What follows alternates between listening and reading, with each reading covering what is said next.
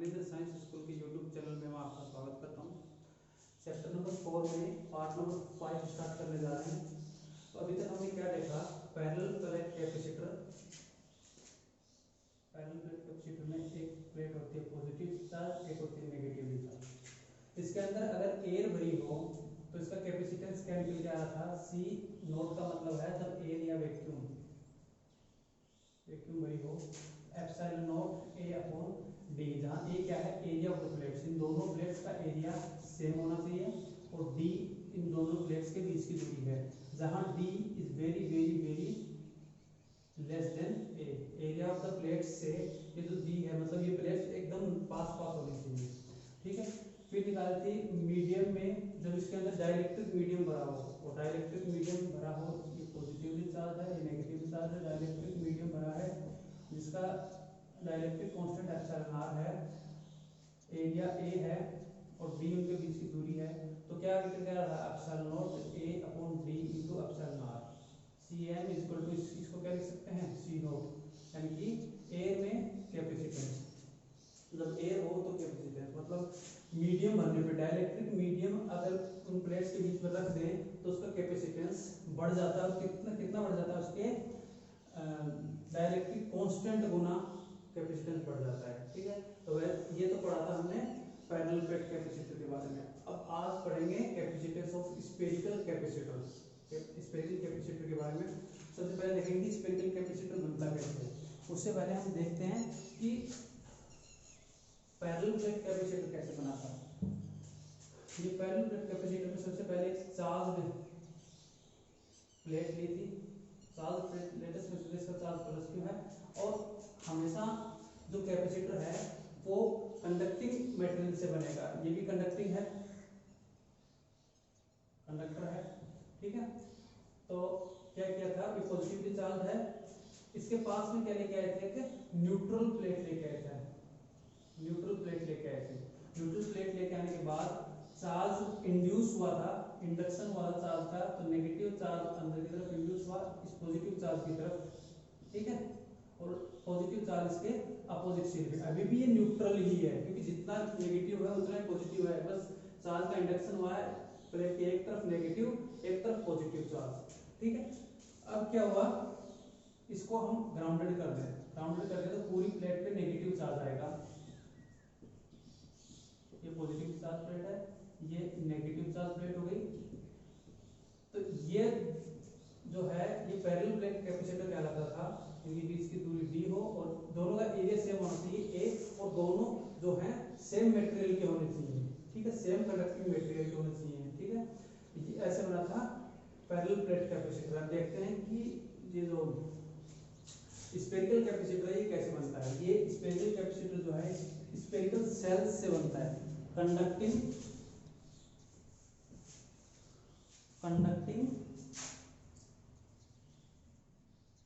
Spherical shell. Concentric होनी चाहिए, concentric मतलब दोनों का सेंटर एक हिस्सा केंद्रीय, इसको हिंदी में बोलते हैं सकेंद्रीय। तो लेट अस कंसीडर दो कंडक्टिंग स्फेरिकल सेल्स हैं जिनकी रेडियस r2 और r1 है, a और b हैं, और जो कि स्फेरिकल सेल हैं, ठीक है। जिनमें अंदर वाले को हमने चार्ज लिया है, उसमें भी क्या किया था, एक प्लेट को चार्ज दिया था, तो इसमें अंदर वाले को क्या है, चार्ज मानते हैं। लेट अस कंसीडर इस पे नेगेटिव चार्ज है, क्या है, नेगेटिव चार्ज है इस पे। अगर इस पे नेगेटिव चार्ज है तो चार्ज इंड्यूस होगा इस देखो बाहर वाली न्यूट्रल है, तो उसमें भी क्या किया था, एक चार्ज प्लेट ली थी, दूसरी न्यूट्रल प्लेट ली थी। इसमें क्या है, एक चार्ज स्फेरिकल सेल ली है, दूसरी जो स्फेरिकल सेल है वो न्यूट्रल है, अभी न्यूट्रल है, तो नेगेटिव चार्ज इस पे है, तो इस पे अंदर की तरफ चार्ज कैसा इंड्यूस होगा, पॉजिटिव चार्ज इंड्यूस होगा, ठीक है। पॉजिटिव चार्ज इंड्यूस होगा तो, और बाहर वाले सिरे पे नेगेटिव चार्ज इंड्यूस होगा, बाहर वाले सिरे पे नेगेटिव चार्ज इंड्यूस होगा। लेकिन फिर इसमें भी ऐसा हुआ था कि अंदर वाले सिरे पे अगर ये पॉजिटिवली चार्ज है प्लेट है तो अंदर वाले पे नेगेटिव और बाहर वाले पे पॉजिटिव, इसको क्या कहता है, ग्राउंडेड। उसी प्रकार बाहर वाले सिरे को अगर ग्राउंडेड कर देंगे तो इस पूरी पे ये पूरी जो सेल है बाहर वाली, ये पॉजिटिवली चार्ज हो जाएगी। तो इससे हमें क्या मिला, अंदर की तरफ एक नेगेटिवली चार्ज स्फेरिकल सेल है और बाहर की तरफ एक पॉजिटिवली चार्ज स्फेरिकल सेल है।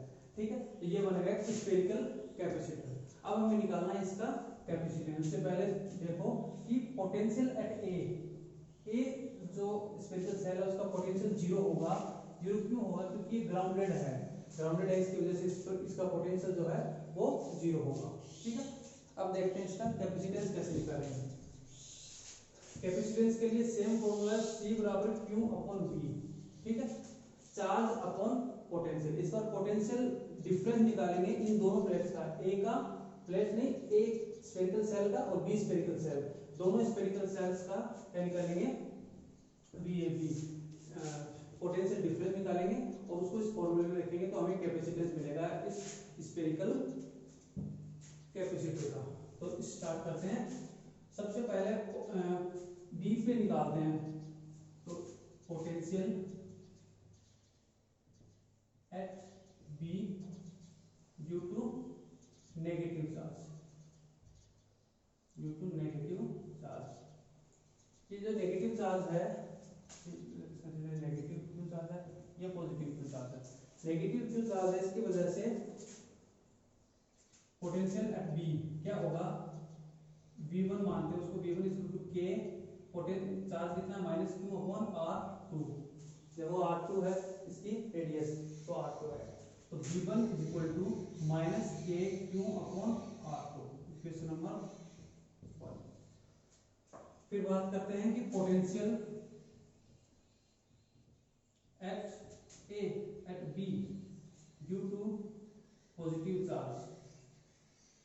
इस पॉजिटिव चार्ज की वजह से भी इस B पे कुछ पोटेंशियल होगा, वो कितना होगा, V2 is equal to K, charge कितना है Q प्लस Q है तो Q अपॉन R1, रेडियस कितनी है R1, तो इक्वेशन नंबर 2। तो टोटल पोटेंशियल एट B पे टोटल पोटेंशियल कितना होगा, ये प्लस ये, क्योंकि पोटेंशियल एक स्केलर क्वांटिटी है और स्केलर क्वांटिटी है तो क्या होगा, इसका सीधा सीधा सम हो जाएगा, V at B is equal to V1 plus V2। B पे total potential V1 plus V2, तो V at B is equal to V1 कितना है minus KQ upon R2, V2 कितना है KQ अपॉन R1। इसमें क्या कॉमन आ रहा है, VB is equal to KQ common आ रहा है, 1 upon R1 minus 1 upon R2, देखो 1 upon R1 minus 1 upon R2। ठीक है,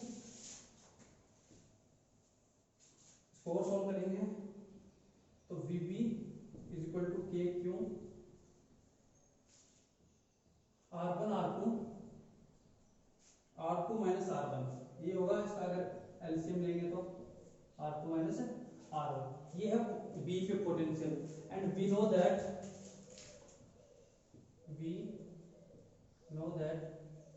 potential at A VA is equal to 0, A पे पोटेंशियल 0 है, तो हमें निकालना क्या है, potential difference VAB is equal to VA minus VB, तो VAB is equal to VA का मान 0 है माइनस VB का मान कितना है KQ R2 minus R1 upon R1 R2।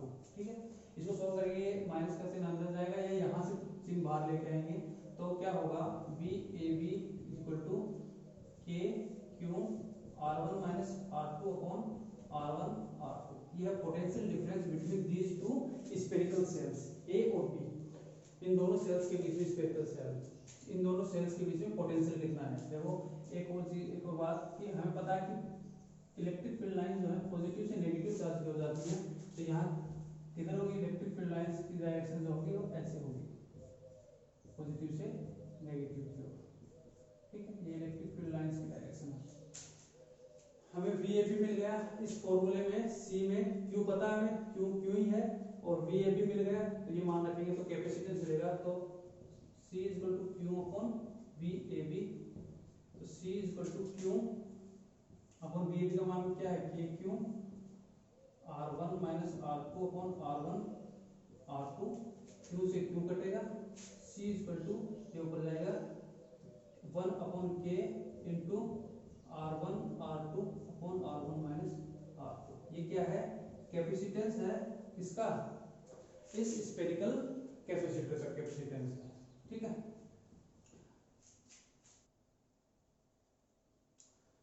अब देखते हैं अगला टॉपिक, इसका नाम है कॉम्बिनेशन ऑफ कैपेसिटर्स।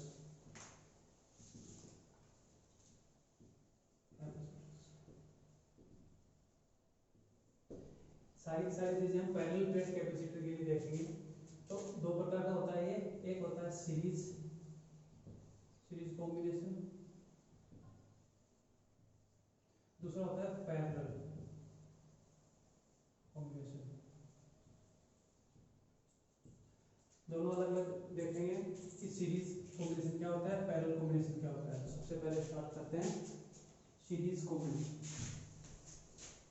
जब जो पैरेलल प्लेट कैपेसिटर हैं वो सीरीज में जुड़े हैं, कॉम्बिनेशन। देखो लेट अस कंसीडर तीन पैरेलल प्लेट कैपेसिटर हैं,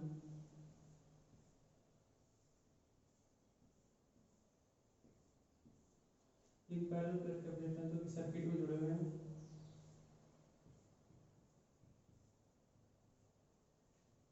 ठीक है, एक बैटरी से जुड़े हैं, इसका पोटेंशियल डिफरेंस V है, ठीक है। इस पर चार्ज प्लस क्यू है, ये माइनस क्यू चार्ज की प्लेट है, ये प्लस क्यू, ये माइनस क्यू, ये प्लस क्यू, ये माइनस क्यू। सभी का एरिया सेम है, ए है, सभी के बीच की दूरी भी सेम है, ठीक है। अब हमें क्या करना है, देखो ये पोटेंशियल डिफरेंस दे रखा है इस बैटरी का। पोटेंशियल डिफरेंस दे रखा मतलब ये जो ये वाला सिरा है इसका, इस पे पोटेंशियल V मानते हैं और इसका पोटेंशियल 0 मानते हैं। पोटेंशियल डिफरेंस दे रखा है, इसका मतलब V माइनस 0, तो टोटल पोटेंशियल डिफरेंस कितना हुआ V। तो लेट अस कंसीडर इस सिरे का पोटेंशियल V है, इसका 0 है। तो ये वाला सिरा कहाँ जा रहा है, यहाँ पे देखो, ये वाला सिरा यहाँ जाके कनेक्ट हो रहा है। तो ये इस तीसरे कैपेसिटर की जो लास्ट की प्लेट है, ये कौन से पोटेंशियल से जुड़ी है, 0 वाले पोटेंशियल से, और पहले कैपेसिटर की पहली प्लेट जुड़ी है V पोटेंशियल पे, ठीक है। तो देखो यहाँ V है पोटेंशियल और यहाँ 0 हो रहा है, पहले कैपेसिटर से पहले तो पोटेंशियल V है और लास्ट वाले पर आके 0 हो जा रहा है पोटेंशियल। इसका मतलब सारा का सारा जो V पोटेंशियल है वो यहाँ, यहाँ और यहाँ, इन तीनों के अंदर बढ़ जाएगा। तो लेट अस कंसीडर इस पर पोटेंशियल ड्रॉप हुआ V1, इस पर V2, इस पर V3, ठीक है। देखो V जो है वो इन तीनों के अंदर बढ़ जाएगा, क्यों, हमें यहाँ पता चल रहा है कि V था और यहाँ आते आते 0 हो गया, मतलब कुछ यहाँ का खर्च हुआ ये V, कुछ यहाँ, कुछ यहाँ, टोटल कितना है V के बराबर। तो यहाँ से एक बात पता चली कि V equal to V1 plus V2 plus V3। एक तो ये बात पता चली। ये किसके लिए होता है, सीरीज कॉम्बिनेशन में पोटेंशियल जो ड्रॉप होता है वो अलग अलग होता है, लेकिन टोटल पोटेंशियल V होता है, इसलिए V1 plus V2 plus V3 है जो V के बराबर होगा, एक बात। दूसरी बात पता कैसे करेंगे कि ये कॉम्बिनेशन क्या है, सीरीज कॉम्बिनेशन है। देखो किसी भी कैपेसिटर की जो एक प्लेट है वो दूसरे कैपेसिटर की अपोजिट प्लेट से जुड़ी है, अपोजिट चार्ज प्लेट से जुड़ी है, तो उस कॉम्बिनेशन को बोलेंगे सीरीज कॉम्बिनेशन। इसमें देखो, इसमें ये नेगेटिव चार्ज प्लेट है जो कि अगले कैपेसिटर के पॉजिटिवली चार्ज प्लेट से जुड़ रही है। देखो ये नेगेटिवली चार्ज है, ये किससे जुड़ी है, अगले कैपेसिटर के नेगेटिवली पॉजिटिवली चार्ज प्लेट से। तो और ये फिर नेगेटिव है, ये अगले के पॉजिटिव से, और ये नेगेटिव है, ये अगले के पॉजिटिव से। देखो तो मतलब क्या है कि अगर किसी कैपेसिटर की दूसरी प्लेट अगले कैपेसिटर की पहली प्लेट, इन दोनों का चार्ज अगर अलग अलग है, मतलब अपोजिट चार्ज है, तो इस कॉम्बिनेशन को बोलेंगे सीरीज कॉम्बिनेशन, ठीक है। और इसमें पोटेंशियल जो है वो अलग अलग होगा तीनों पे, ठीक है। इनके सभी पे चार्ज सेम है और इसका capacitance C1 C2 C3 C1 C2 C3 अलग अलग क्यों लिया, वो इसलिए लिया क्योंकि देखो C बराबर Q अपॉन V होता है, सभी पे चार्ज सेम है, सही बात है, लेकिन सभी का पोटेंशियल अलग अलग है, इसका पोटेंशियल अलग है, इसका पोटेंशियल अलग है, इसका पोटेंशियल अलग है, यानी कि चार्ज कांस्टेंट है और V अलग अलग है। अगर V अलग अलग है, ये राशि अगर वेरी कर रही है तो ये भी तो अलग अलग होगी, इसलिए V अलग है, तो ये C1 C2 C3 इस हिसाब से लिए हैं हमने, ठीक है। तो अब देखो we know that Q तो यहाँ से V निकालेंगे, V इक्वल टू क्या होता है Q अपॉन C, सही बात है, Q अपॉन C होता है। और हम अगर इसके इक्वेशन नंबर 1 यहाँ से देखेंगे, और फर्स्ट प्लेट, पहली प्लेट के लिए V1 equal to Q upon C1, सही बात है, पहली प्लेट का चार्ज Q है और V1 क्या है पोटेंशियल और C1 क्या है इसका कैपेसिटेंस। दूसरी के लिए V2 equal to Q upon C2 और तीसरी के लिए V3 बराबर Q अपॉन C3, सही बात है। ये वाले एक्सप्रेशन कहाँ मिलेंगे, V equal to V1 plus V2 plus V3, V equal to V1 plus V2 plus V3। तो यहाँ से क्या मिल रहा है, V equal to Q upon C1 plus Q upon C2 plus Q upon C3। तो V equal to Q common लेंगे 1 plus C1 plus 1 C2 1 upon C3, सही बात है, इक्वेशन नंबर 2।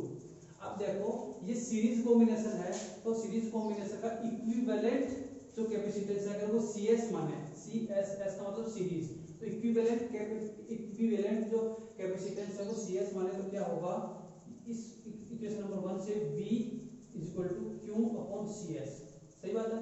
तो ये वाला मान हम V की जगह रखें तो क्या होगा, Q upon CS equal to 1 upon C1 plus 1 upon C2 plus 1 upon C3 into Q, ठीक है, 2 से Q कटेगा दोनों तरफ, तो CS मतलब 1 upon CS equal to 1 upon C1 plus 1 upon C2 plus 1 upon C3।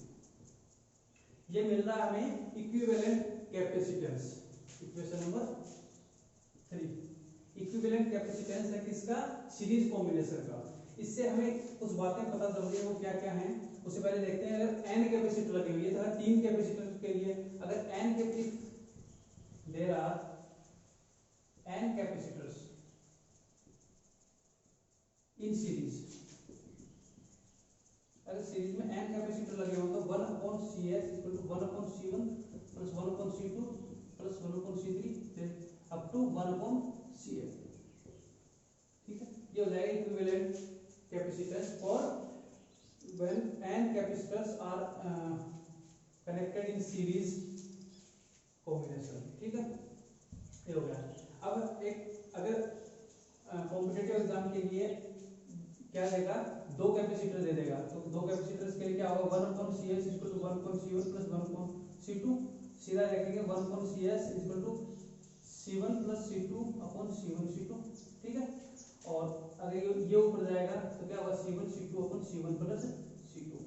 ये है यहाँ याद करने के लिए कॉम्पिटिटिव एग्जाम के लिए कि अगर 2 कैपेसिटर दे रखा है तो सीधा ऐसे निकाल लेंगे, ठीक है। अब इससे कुछ इंपॉर्टेंट बातें पता चल रही है, वो क्या क्या है, इसका कैपेसिटेंस देख लेंगे एक बार। इसका कैपेसिटेंस कितना निकला है, equivalent capacitance 1 upon C1 plus 1 upon C2 plus 1 upon C3, ठीक, ये है 3 के लिए, ये इसके लिए है, ठीक। सबसे पहले इंपॉर्टेंट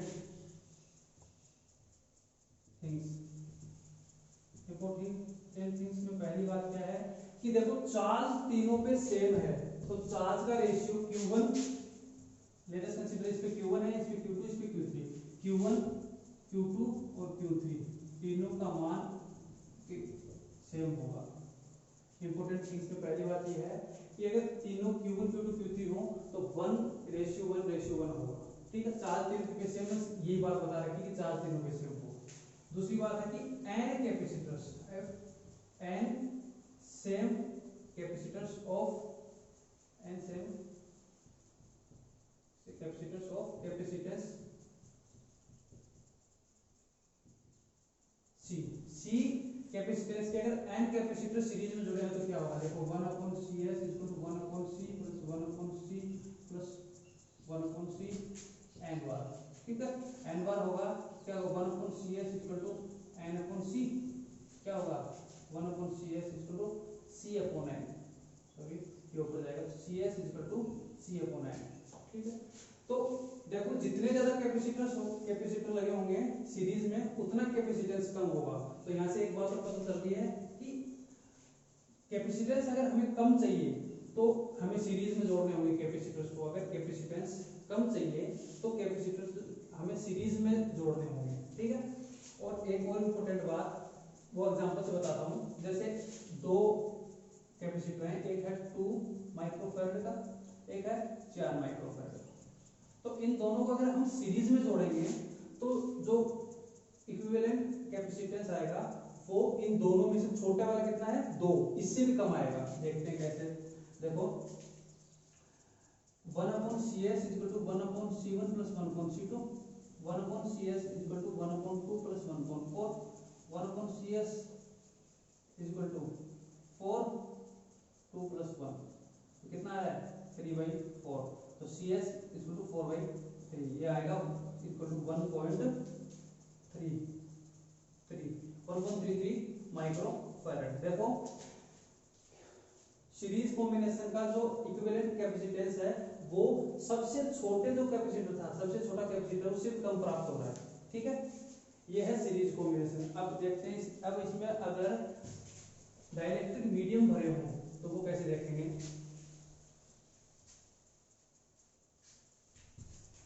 अगर डाइलेक्ट्रिक मीडियम भरा हुआ हो, देखो ये कैपेसिटर है, एक कैपेसिटर है जिसमें अलग अलग मोटाई के T1 थिकनेसेस के T1 T2 T3 अलग अलग मोटाई के क्या भरे हुए हैं,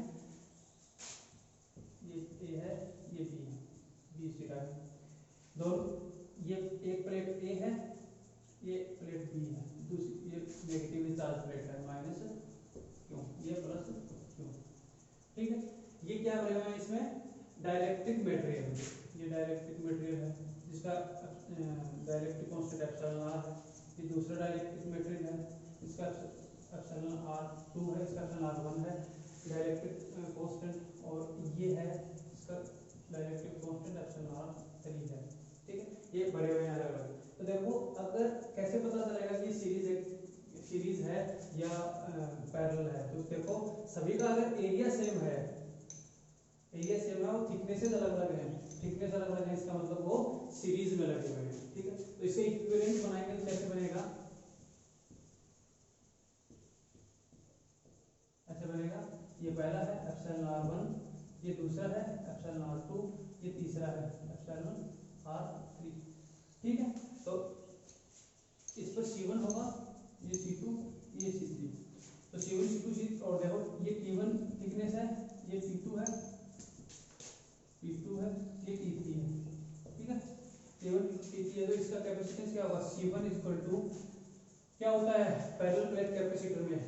देखो अगर D उनके बीच की दूरी हो, एप्सिलॉन r क्या हो डाइलेक्ट्रिक कांस्टेंट और डाइलेक्ट्रिक मीडियम का, और A इसका एरिया हो, तो क्या होता था C = epsilon A/B × epsilon r, ये होता था।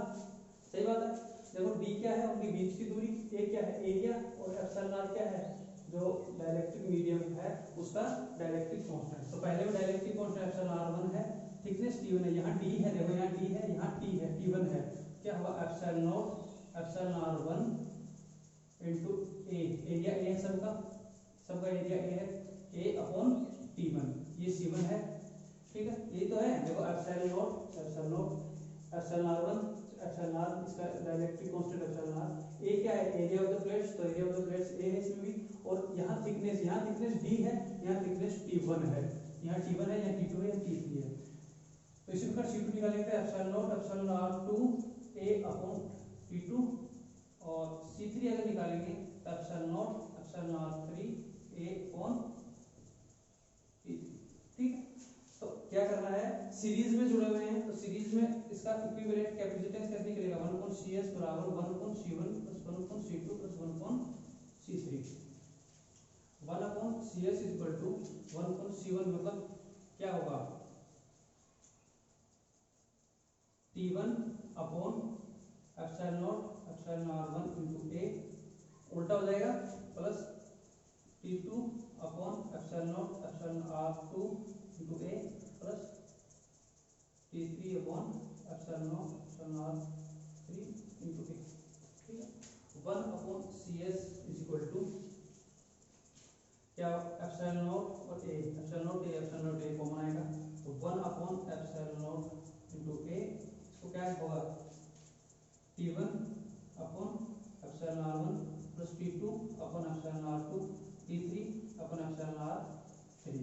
अब इसको आगे सॉल्व करेंगे तो देखो ये नीचे है, अगर ये ऊपर जाएगा तो सी क्या होगा, C S is equal to, ये नीचे है ऊपर आएगा एप्सिलॉन नॉट ए अपॉन, देखो ये जो है ये नीचे जाएगा तो T1 upon epsilon R1 plus T2 upon epsilon R2 plus T3 upon epsilon R3। ये होगा जब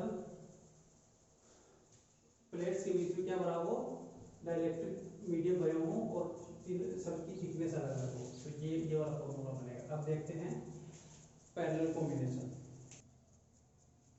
अगला टॉपिक है parallel combination. Parallel combination, parallel combination में क्या होगा देखो,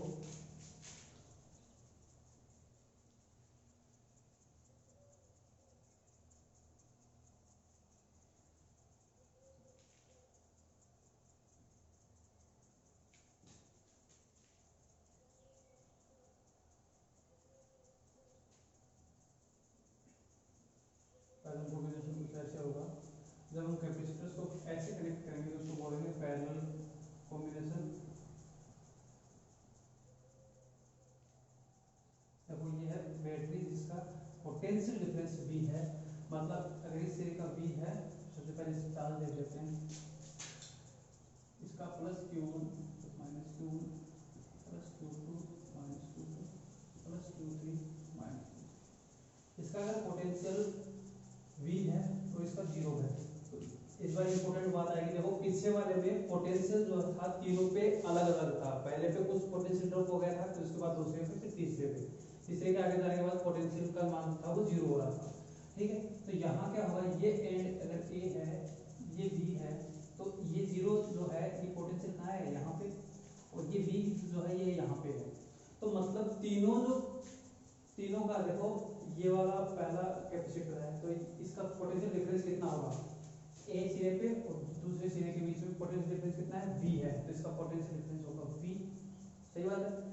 बीच वाले का यहाँ V है, दूसरे सिरे पे 0 है तो ये भी V, और तीसरे का V माइनस 0 V। तो मतलब सीरीज में क्या हो रहा था, V1 V2 V3 अलग अलग हो रहे थे, यहाँ क्या हो रहा है, पोटेंशियल सेम हो रहा है, पोटेंशियल सेम हो रहा है और चार्ज अलग अलग है तीनों के, ठीक है। तो चार्ज अलग अलग है तो कैपेसिटेंस भी अलग अलग होगा। देखो C बराबर Q अपॉन V, इस पर V कांस्टेंट है, ये वेरी कर रहा है, ये वेरी कर रहा है, ये वेरी करेगा, ठीक है। देखो पीछे वाले में क्या हो रहा था, C बराबर Q अपॉन V, ये कांस्टेंट था, ये अगर बढ़ेगा, देखो ये अगर बढ़ रहा था तो इसका मान कम होगा, इसीलिए पीछे वाले का जो इक्विवेलेंट कैपेसिटेंस था वो कम आ रहा था। समझना इस बात को, इक्विवेलेंट कैपेसिटेंस अगर देखो अगर एक दूसरे के इनवर्सली प्रोपोर्शनल हो दो क्वांटिटी, तो अगर एक बढ़ेगी तो दूसरी कम होगी, तो ये बढ़ रही थी तो ये कम हो रही थी, इसका मतलब इक्विवेलेंट जो कैपेसिटेंस था वो कम आ रहा था, सबसे छोटे वाले से भी कम आ रहा, सबसे छोटे वाले कैपेसिटेंस से भी कम आ रहा था। इस बार क्या है, C इज डायरेक्टली प्रोपोर्शनल टू Q बोल सकते हैं, क्योंकि ये कांस्टेंट है, ये नहीं बढ़ेगा, ये कांस्टेंट रहेगा, ये कांस्टेंट रहेगा, तो अगर ये बढ़ेगा तो क्या होगा, ये भी बढ़ेगा। तो इस बार जो कैपेसिटेंस है वो सबसे छोटे वाले कैपेसिटेंस, सबसे बड़े वाले कैपेसिटर की कैपेसिटेंस से भी बड़ा आएगा, क्योंकि एक दूसरे के डायरेक्टली प्रोपोर्शनल आ रहे हैं। तो फर्क पता चल रहा होगा कि इन दोनों में क्या है। अब मैं बता रहा हूँ कि पहचान कैसे करेंगे, उसमें कैसे कर रहे थे कि जो अपोजिट एंड्स थे कैपेसिटर्स के वो एक दूसरे से कनेक्ट हो रहे थे, और इस बार क्या हो रहा है, जो सेम एंड होंगे वो कनेक्ट होंगे। देखो plus Q1 plus Q2 plus Q3 एक एंड से जुड़े हैं A से, और minus Q1 minus Q2 minus Q3 ये तीनों एक एंड से जुड़े हैं B से। तो मतलब जो सेम एंड एक दूसरे से जुड़े हों और तो उसको बोलते हैं ये पैरेलल कॉम्बिनेशन, और अगर अपोजिट एंड एक दूसरे से जुड़े हों तो उसको बोलते हैं सीरीज कॉम्बिनेशन। ये है। अब इसका डेरिवेशन करते हैं कि इक्विवेलेंट कैपेसिटेंस कैसे करेंगे इसका। तो we know that Q is equal to Q1 plus Q2 plus Q3, equation number 1, ठीक है। टोटल चार्ज जो दिया गया है वो Q1 Q2 Q3 में बटा हुआ है, ठीक है। तो Q1 क्या होगा, सबसे पहले देखते हैं C बराबर QV, ये होता है Q बराबर CV, ये होता है। तो यहाँ से Q1 क्या मिलेगा, C1 भी, पहले का C1 है और पोटेंशियल भी है, Q2 क्या है C2 भी, और Q3 क्या है C3 भी। तो ये तीनों को अगर क्वेश्चन नंबर 1 में रखेंगे तो Q इक्वल टू Q1 का मान कितना है C1 भी प्लस C2 भी प्लस C3 भी, तो Q का मान आएगा C1 plus C2 plus C3 into V, question number 2। ठीक, एक और बात, Q और CV से अगर ये पैरेलल कॉम्बिनेशन का इक्विवेलेंट कैपेसिटेंस Cp है, Cp मतलब पैरेलल का इक्विवेलेंट कैपेसिटेंस है, तो यहाँ से क्या बनेगा Q बराबर CpV, सही बात है। तो ये मान अगर इस Q की जगह रखेंगे तो क्या बनेगा Cp into V equal to C1 plus C2 plus C3 into V, V से V कटेगा, Cp कितना आ रहा है C1 plus C2 plus C3, simple add होगा उन तीनों के मतलब में जितने भी कैपेसिटर लगे हुए हैं उनका कैपेसिटेंस सिंपल ऐड हो जाएगा, इसका इक्विवेलेंट कैपेसिटेंस निकालने के लिए, पैरेलल कॉम्बिनेशन का इक्विवेलेंट कैपेसिटेंस निकालने के लिए। अब अगर इसमें n कैपेसिटर लगे हों, there are n capacitors, n capacitor होने क्या होगा Cp मतलब पैरेलल कॉम्बिनेशन में equivalent capacitance is equal to C1 plus C2 plus C3 up to Cn, ठीक है, ये हो जाएगा। अब देखो अगर दो लगे हो तो क्या, इसमें तो सिंपल ऐड हो रहा है, तो दो लगे हो तो Cp क्या होगा C1 प्लस C2 होगा। अब जो इंपॉर्टेंट बातें इससे पता चल रही है वो क्या है, इंपॉर्टेंट थिंग्स में पहली बात क्या है, पहली बात ये है कि पोटेंशियल तीनों का सेम होगा, यानी कि V1 V2 V3 तीनों का सेम होगा, तीनों जो कॉम्बिनेशन है, तीनों जो कैपेसिटर हैं उनका पोटेंशियल सेम होगा, ठीक है। दूसरी बात क्या है कि अगर n कैपेसिटर लगे हों किसमें, पैरेलल n कैपेसिटर लगे हों जिनका कैपेसिटेंस सबका C है, तो क्या होगा देखो Cp equal to 1/C plus 1/C plus 1/C plus n बार, तो क्या बनेगा Cp इक्वल टू n/C,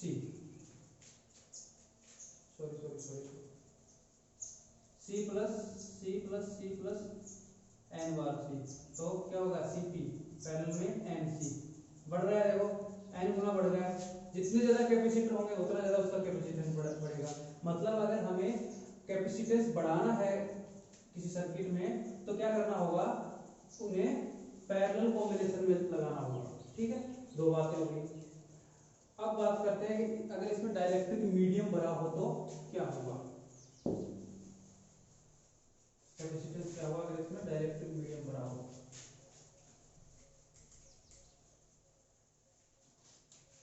पहले तो इसका डायग्राम देखते हैं कि डाइलेक्ट्रिक मीडियम भरा हो तो डायग्राम कैसे बनेगा। देखो ये प्लेट है प्लस क्यों, ये प्लेट है माइनस क्यों। अब देखो ऐसे अगर डाइलेक्ट्रिक मीडियम भरा है तो मतलब ये इसमें है पैरेलल कॉम्बिनेशन में, मैं बताऊंगा कैसे। देखो एप्सिलॉन r1 एप्सिलॉन r2 ये एप्सिलॉन r3, तीनों T मोटाई में ही है लेकिन एरिया तीनों का अलग अलग है, इसका A1 है, इसका A2 है, इसका A3, ठीक है, तीनों देखो अलग अलग एरिया में, पूरे का एरिया A है जिसमें A1 में लेटेस्ट कंसीडर ये है तो A2 में ये है और A3 में ये होगा, लेकिन मोटाई तीनों की सेम होगी, तीनों एक मतलब थिकनेस सेम है, पूरी थिकनेस में भरे हुए लेकिन अलग अलग एरिया में है, ठीक है।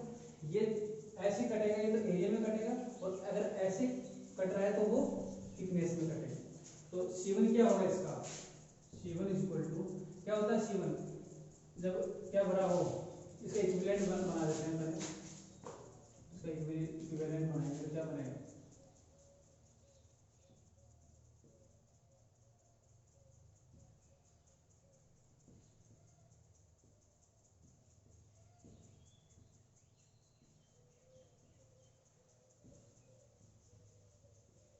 तो बनेगा इसका equivalent epsilon r1 epsilon r2 epsilon r3, ठीक है। इसका एरिया है A1, इसका एरिया है A2, पहले A3 थिकनेस T है सबकी, T T T, ठीक है। तो क्या होता है C, जब डाइलेक्ट्रिक मीडियम बना हो तो C equal epsilon naught epsilon r A upon D। इस बार पिछली बार क्या बदला था, पिछली बार बदला था थिकनेस T1 T2 T3 थी, इस बार थिकनेस सेम है, एरिया अलग अलग है। तो C1 क्या बनेगा, C1 equal to epsilon naught epsilon r1 A1 upon T, समझ में आई बात ये। इसी प्रकार C2 equal to epsilon naught epsilon r2 A2 upon T, और C3 equal to epsilon naught epsilon r3 A3 upon T। इसका अगर कैपेसिटेंस निकालें इक्विवेलेंट तो Cp parallel is equal to C1 plus C2 plus C3, simple add होगा तो Cp is equal to epsilon naught epsilon r1 A1 upon T plus epsilon naught epsilon r2 A2 upon T plus epsilon naught epsilon r3 A3 upon T। तो Cp is equal to ये common आ रहा है epsilon naught upon T common आ रहा है इसमें से, तो क्या होगा epsilon r1 A1 plus epsilon r2 A2 plus epsilon r3 A3, ये हो गया, ठीक है। ये है इसका इक्विवेलेंट कैपेसिटेंस पैरेलल कॉम्बिनेशन के लिए, जब उसमें डाइलेक्ट्रिक मीडियम बने हुए हों, ठीक। आगे का